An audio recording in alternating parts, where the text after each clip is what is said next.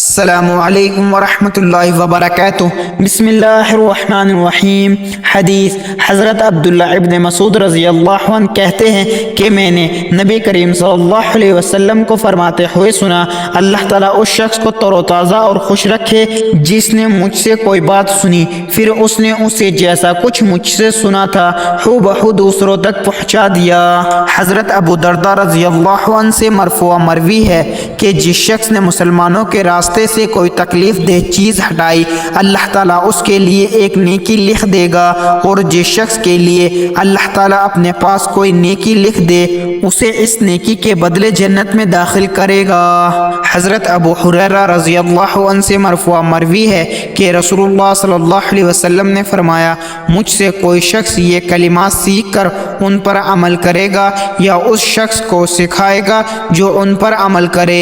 ابو ہریرہ رضی اللہ عنہ نے کہا، اے اللہ کے رسول، آپ صلی اللہ علیہ وسلم نے میرا ہاتھ پکڑا اور 5 چیزیں گنوائیں، فرمایا محرم حرام کاموں سے بچو، تم انتہائی عبادت گزار بن جاؤ، اللہ تعالیٰ نے تمہارے لیے جو مقدر کر دیا اس پر راضی ہو جاؤ، تم سب سے زیادہ غنی ہو جاؤ گے، اپنے پڑوسی سے نیکی کرو، تم مومن بن جاؤ گے، جو اپنے لیے پسند کرتے ہو لوگوں کے لیے بھی وہی پسند کرو، مسلمان بن جاؤ گے، زیادہ مت ہنسو کیونکہ زیادہ ہنسنا دلوں کو مردہ کر دیتا ہے۔ رسول اللہ صلی اللہ علیہ وسلم نے ارشاد فرمایا، اللہ تعالیٰ اس شخص کے چہرے کو تر و تازہ اور خوش رکھے جس نے میری حدیث کو سنا، اسے یاد کیا اور اس کی حفاظت کی اور اسے آگے بیان کیا۔ اللہ تعالیٰ ہم سب کو ان پیاری احادیث مبارکہ پر عمل کرنے اور اپنی زندگیوں کو سنوارنے کی توفیق عطا فرمائے، آمین۔